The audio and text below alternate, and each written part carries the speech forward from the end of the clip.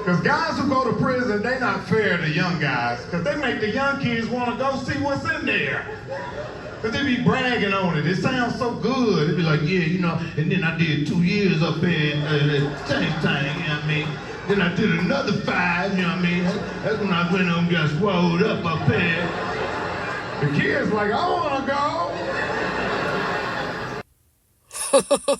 If y'all haven't seen Mike Epps' new stand-up, go watch it. It's really funny. But I don't understand anyone that would want to go back and forth to jail. Let me just say in the beginning of this video, in case y'all skipped through it, I was innocent. All charges were dropped. It was expunged off my record. And remember, I told y'all once I got everything, you know, expunged off my record, I'm clear. I did everything I needed to do. I was going to come back and let you guys know, because there is a testimony in this mess. And it won't be the testimony, the spiritual part of it, and the reasoning, the real reasoning behind it will not be in this video. This is just part 2 of how it was when I went in. So, first of all, let me just say that it's scary because almost every single police officer and correction officer in my city is really young. And I don't know if they're going through some type of, you know, change where the older generation is retiring and they have a new set of police officers, but they're all really, really young. And it kind of scares you. You definitely don't want to be involved with the cops at this point, because I feel like they're still in training. I feel like they don't have the experience under their belt, as if you were dealing with a police officer that has been in it for, 30-something years. They have that experience. They have that discernment to know when something is serious or if it's nothing. They should be able to distinguish that. Where in these young cops, they're scared. They take everything, they're just not experienced, you guys. They're just not experienced. And I really feel like anyone that they encounter or whatever they do within these first years of their career, it's all in training still, because they have to get that experience. So that was the first thing that I noticed when I went in. When I went in, they got my information and everything.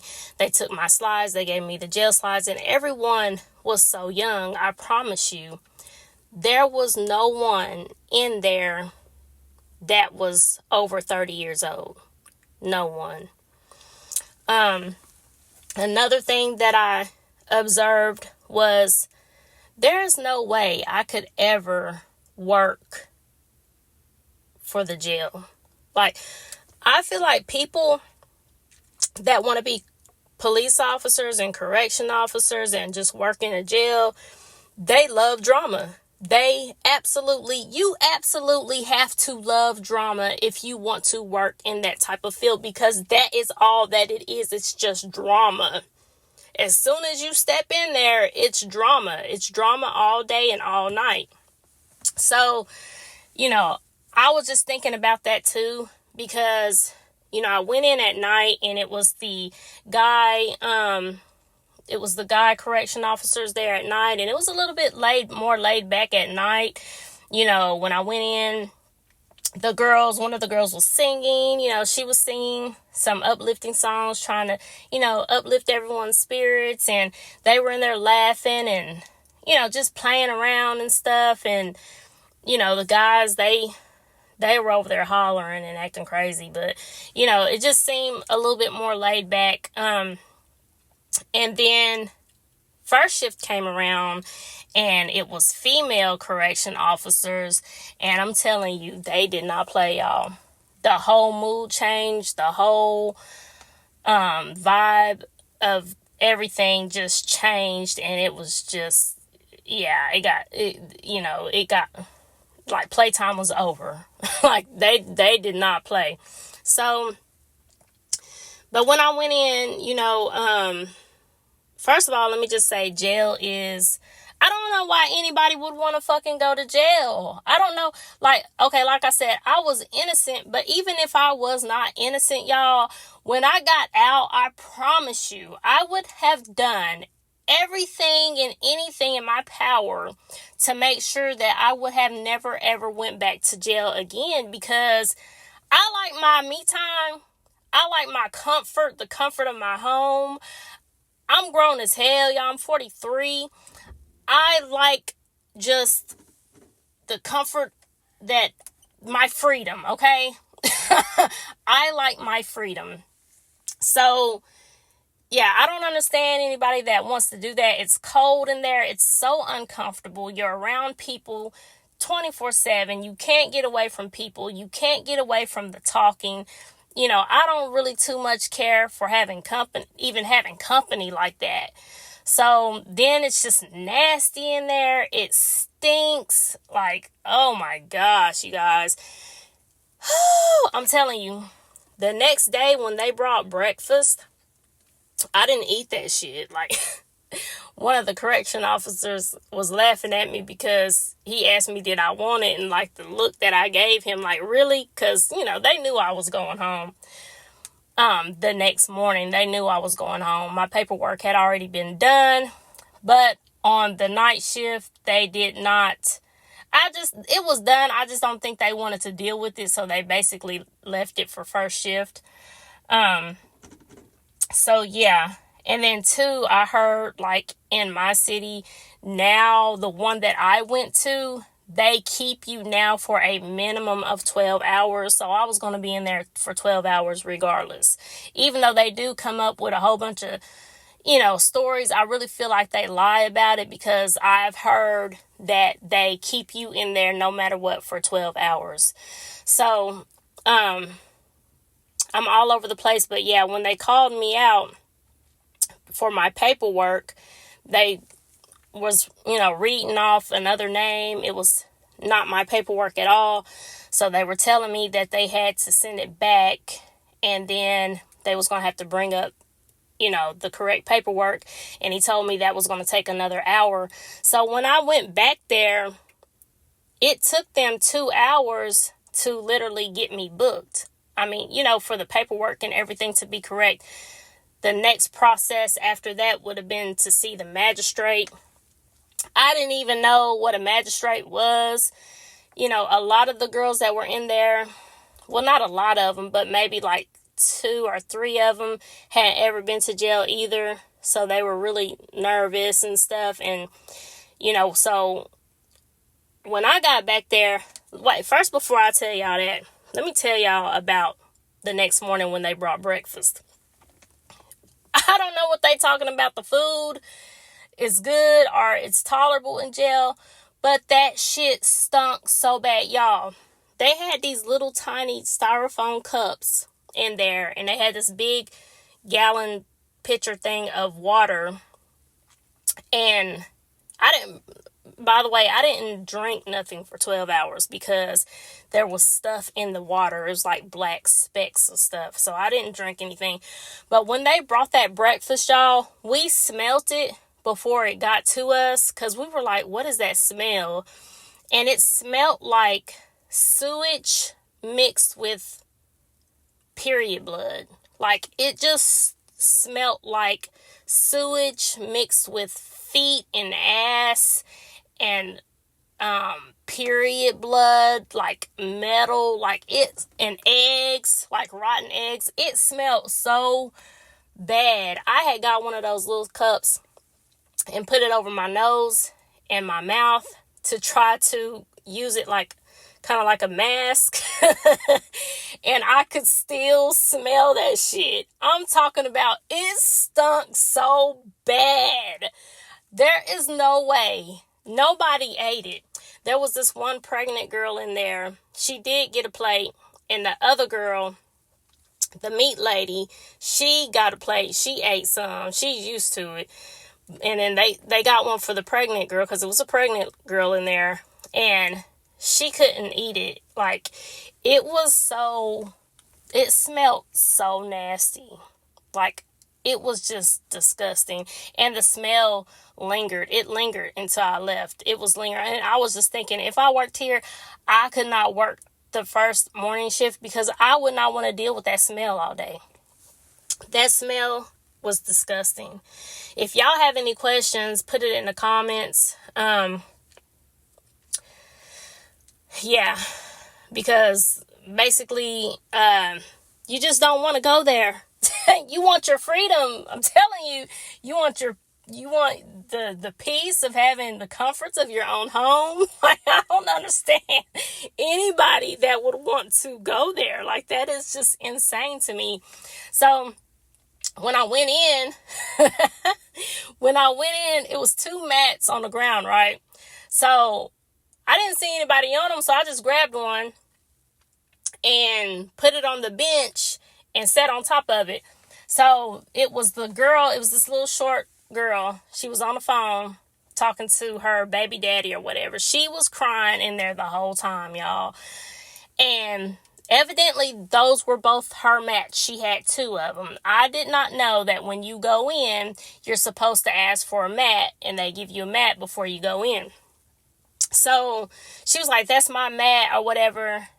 She got an attitude with me, but I knew that, she was having a hard time. So, but don't think she punked me because, trust me, I held my own. One thing about it is, jail wasn't scary at all. Jail was not scary. The only thing that was scary was when them police officers busted up in my bedroom. I didn't even know they were in my house.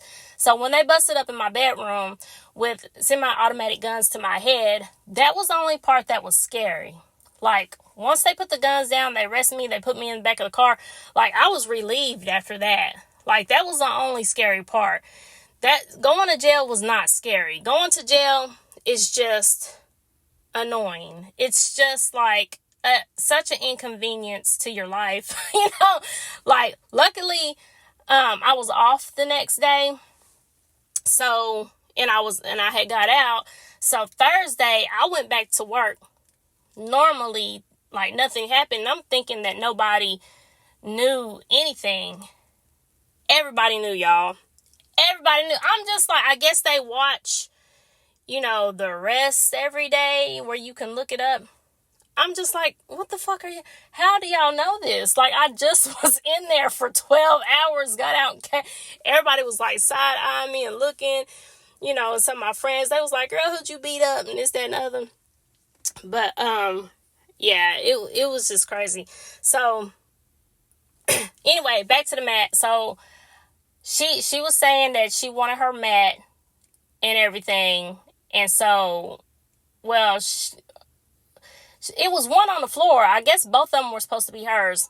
So I got up, picked it up, and walked up to her. And like, she's like probably like 5'1", and I'm like almost 5'6". I'm 5'5.5". So I walked up to her like I was gonna do something to her. And I had the mat in front of me, and I had put it like up to her face, and I was like, where do you want it? And she was like, oh, you can just put it right there. So I just threw it down. And then this other girl, she was telling me, she had 2 mats too. So she gave me one of her mats. So anyway, everyone that was in there, y'all, was high off something or drunk something. There was only like one girl that was sober. I could tell she was sober. And she said she had a lawsuit out for the city, and that's the only reason why they was fucking with her, because she had a lawsuit out for the city. And so it's like anything that she would do, they would arrest her because she had a lawsuit out and she knew she was going to win it. So that was kind of scary too, because I was like, man, damn, if I get out and I try to do something, are they going to fuck with me too? Like, I don't have time for that, like, that's not even worth it to me. It's really not. I don't know what her lawsuit was about. She didn't go into all of that. The only thing her story was that she had a lawsuit out for the city and they put her in there for something stupid. So, this one girl, she had been in there several times because when the correction officers came on first shift, the girls, they were so hard on her. Oh my gosh, y'all. They treated her like shit. And she was coming down off of meth, or not meth. She was coming down off of opiates or something. And she was like saying, she was telling us that if she doesn't get out of there in like 3 hours, she's going to start withdrawing. She didn't get bail. She did not get bail. They told her, like, I literally think that they did this on purpose, because I'm telling you, that female correction officer, she was on her ass so hard. She went and told her that she got bail, and then like 15 minutes later, y'all, she was so happy. She was so happy. She was laughing and crying. She was like, oh, I'm so happy. Like, she was just so happy that she made bail. And then like 10 minutes later, the correction officer said that she didn't make bail and that it was a mistake. And then she said, I'm sorry that I gave you. And then she put her finger up and, like, you know, did like that and said, I'm sorry that I gave you that much hope. And I was just like, damn, like, they was so hard on her. And I guess it's because she had been in there for the same thing over and over and over again. The little short girl that had came up to me about her match, she was in there. We got to talking and stuff. Like, she really liked me after that. That was the first time she had been in jail. And she was in there for pills, y'all. She was in the Walmart, and something happened. I think something happened in the Walmart, y'all, to where she had to get help from, like, they called the ambulance. I guess she passed out or something like that. And they had to call the ambulance, and the police came. And when she passed out, like, her purse and stuff fell, and some pills fell out. And so she had all kinds of pills in her purse, you know, all kinds of opiates, just pills that did not have her name on it. So that's why she was in there. And then another lady was in there because her daughter had lied on her and was saying that she was abusing her daughter, which was her granddaughter. And so she went to jail for that. She had actually got out probably an hour after I came in. So she basically got lied on. I guess her daughter is unfit, so she got custody of her daughter's daughter or something like that. And she had made some false report to CPS. The pregnant girl that was in there, she was in there for stealing meat, y'all. She had not stealing meat. She had took the price off, the lower price off one of the meats. You know how they have the little sticker on there? So she took the sticker off, the lower sticker price, and put it on the better meat. She had switched the stickers. And I cannot believe. So she was supposed to have done, you know, she was supposed to go pick up trash and stuff like that you know, and she didn't do it because she said she had a high risk pregnancy. And y'all, because she didn't do it, they literally put her in jail, and she did not make bail, y'all. I felt so sorry for her, because she looked like she was like, man, she looked like she was 7 months pregnant. She looked like she was due at any time. I cannot believe that they put that girl in prison. Not in prison, but in jail. And then, y'all know about the meat lady. She was in there. And then, who else? Who else was in there, y'all? Oh yeah, there was another girl in there she got bit by a dog. She was so drunk, y'all. She was so drunk. So I could tell she had to be more than just drunk. That girl was on something. She was on something. That's the one that gave me her mat. But she had got bit by a pit bull. And I think I told y'all this story in one of my other videos. Somebody had came to her house and they brought their dog, and she said they started shooting up, and she was like, oh, hell no, you ain't gonna be shooting up in my house. And she was like pushing the girl, trying to get her out, and she had her dog with her, and, you know, it was the girl's dog that she was pushing. And when she pushed her, the dog, you know, grabbed onto her arm and fucked her arm up. She had a cast on her arm and everything. So, you know, you could just tell these girls just into a whole bunch of stuff they should not be into. It, you know, it's just crazy. Jail's not a place you want to go. This video's winding down. Jail's not a place you want to go, y'all. And when I got out, honestly, when I got out, I was so stressed. I was more stressed out when I got out than when I went in. Like, when I went in, everyone just talked. And like I said, I don't know what they was doing before I got in there, because when I got in there, everybody just started talking. They asked me what I was in there for first, you know, and then, you know, the other girls was just talking, you know, and I think I broke the ice, y'all. Not a happy thing why I went to jail, but if you ever go to jail, be honest. I was myself, y'all. I was not scared at all. I went in there and I told them because it started off with the mat, and I told her, I was like, shit, I've never been to jail before. I don't know anything about how this works. You know what I'm saying? And the girl that was tripping about the mat, she hadn't ever been to jail either, y'all. So, like, when all that kind of died down, then that's when they asked me why I was in there. And I told them, you know, and I was like, I've never been in here before, you know, and then we kind of bonded over my nails because they all wanted their nails done. Like, that was actually going to happen. So, you know, and then the little short girl, she was saying that she had never been in there before, and she was saying why she was in there, and everybody was just trying to get someone else's advice that had been in there before, and they like know how the system works. And they were saying, will I get bail? Like, they just wanted to know would they get bail. That's all they was wanting to know.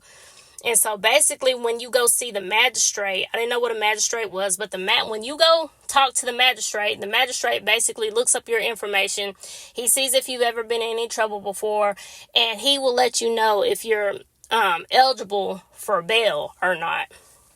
So that's what the magistrate is, y'all. They let you know if you're eligible for bail. So, you know, the little young girl, she had the pills or whatever. She hadn't ever been in any trouble before. And, you know, so she started crying and stuff because she was calling her baby daddy.